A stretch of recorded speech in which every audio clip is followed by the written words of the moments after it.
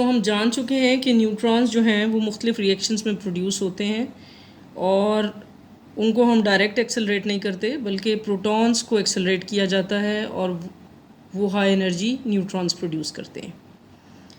तो अब चूँकि हमारे पास कोई तरीका नहीं है न्यूट्रॉन्स को की एनर्जी को बढ़ाने का, जैसे हम प्रोटॉन्स के केस में कर सकते हैं, तो हम उन हाई एनर्जी न्यूट्रॉन्स की जो प्रोटॉन के साथ रिएक्शन में प्रोड्यूस होते हैं उनकी एनर्जीज़ को घटा सकते हैं विद कोलिजन्स मुख्तलिफ़ किस्म के एटम्स के साथ। जब उनकी एनर्जीज़ इतनी कम होंगी, यानी कि थर्मल एनर्जीज़ के बराबर होंगी, तो हम उनको कहेंगे थर्मल न्यूट्रॉन्स। इसी तरह ये मिड रेंज है, epithermal neutrons around 1 electron volt. Slow neutrons होंगे 1 kV के अराउंड, और जो फास्ट न्यूट्रॉन्स होंगे उनकी एनर्जी 100 keV से लेकर 10 मेगा इलेक्ट्रॉन वोल्ट तक हो सकती है।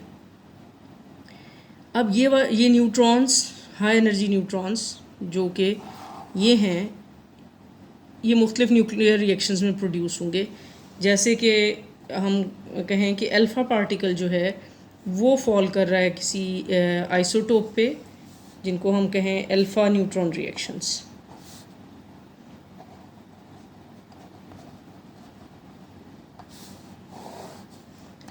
यानी अल्फ़ा पार्टिकल फॉल किया है बेरिलियम पे, अल्फ़ा पार्टिकल क्या है? हीलियम न्यूक्लियाई, और इसकी वजह से हमारे पास न्यूट्रॉन है और कार्बन के एटम है। अल्फ़ा पार्टिकल जो रेडियो एक्टिव डिके की वजह से प्रोड्यूस हुआ है, इसकी energy almost 5 to 6 mega electron volt है। क्यू वैल्यू इस रिएक्शन की तकरीबन 5.7 मेगा इलेक्ट्रॉन वोल्ट है। इसी तरह एक और रिएक्शन है,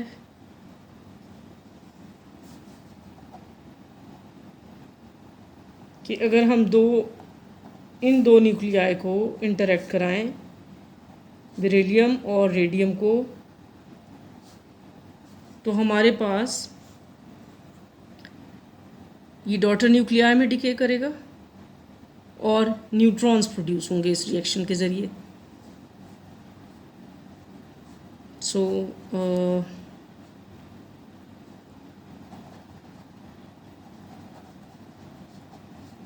प्लस न्यूट्रॉन्स। रिएक्शन 1 कह लें, रिएक्शन 2 कह लें। अब इसमें एनर्जीज़ जो हैं मुख्तलिफ हो सकती हैं, यानी अगर यहाँ अल्फ़ा की जो भी एनर्जी है वो ग्रुप ऑफ एनर्जीज़ होगा, और हमारे पास group of energies of neutron can be produced. इसी तरह हमारे पास ये जो न्यूट्रॉन्स हैं वो वेरियस डायरेक्शंस में प्रोड्यूस हो सकते हैं, जिनको हम कंट्रोल नहीं कर सक रहे हैं। ठीक है, हमारे पास एक इलेक्ट्रोमैग्नेटिक फील्ड नहीं है जिसमें हम न्यूट्रॉन्स को डायरेक्ट कर सकें। तो बहुत सारे न्यूट्रॉन्स जो कि सोर्स के ऊपर प्रोड्यूस होंगे वो ड्यू टू कोलिजन्स लॉस्ट हो जाएंगे डिटेक्टर तक पहुंचते पहुंचते। With in the material they will lose their energy, यानी इतनी एनर्जी प्रोड्यूस होने के बाद उनकी एनर्जीज़ कम होते होते इतनी भी हो सकती हैं, डिपेंडिंग अपॉन कि वो उनको कैसे कोलिजन्स मिल रहे हैं। ठीक है, अभी हम देखेंगे मूवी कि हम इंटेंशनली भी कुछ ऐसे मटेरियल इंट्रोड्यूस करते हैं कि कोलिजन्स ऐसे हो सकें कि हम डिज़ायर्ड एनर्जीज हासिल कर सकें।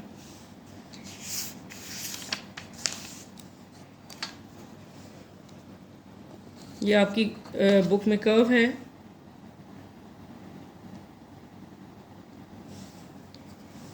यानी आप वाई एक्सिस पे देख रहे हैं न्यूट्रॉन एनर्जी है जो रेडियम और बेरिलियम के रिएक्शन में प्रोड्यूस हुई है, और ये एनर्जी वेरी कर रही है 2 mega electron volt to 11 almost 13 mega electron volt.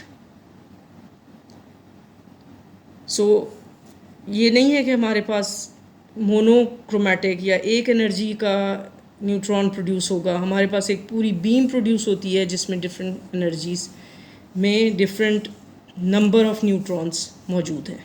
ठीक है, ये वाई एक्सिस पे एनर्जी ऑफ न्यूट्रॉन है, सॉरी एक्स एक्सिस पे, और वाई एक्सिस पे आप एक तरह से उसका नंबर देख सकते हैं। स्पेक्ट्रम हमें यही बताता है ना।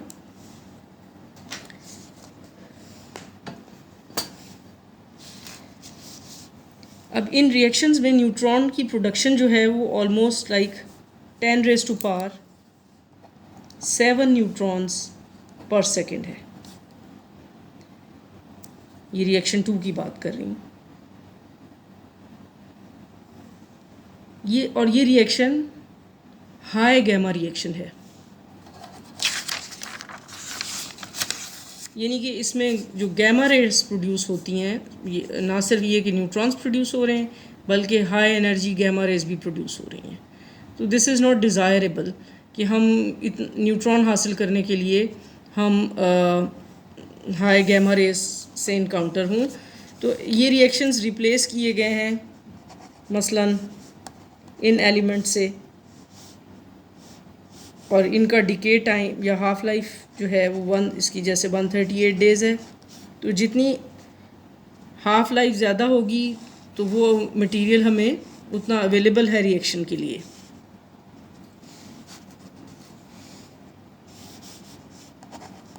फॉर इंस्टेंस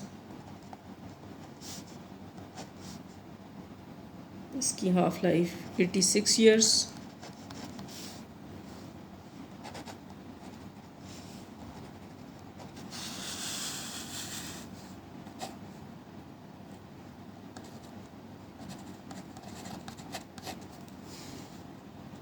और इनके जो रिएक्शंस हैं, यानी इनमें जो न्यूट्रॉन्स प्रोड्यूस हो रहे हैं, they are almost like 2 to 3 10⁻⁶ neutrons per second.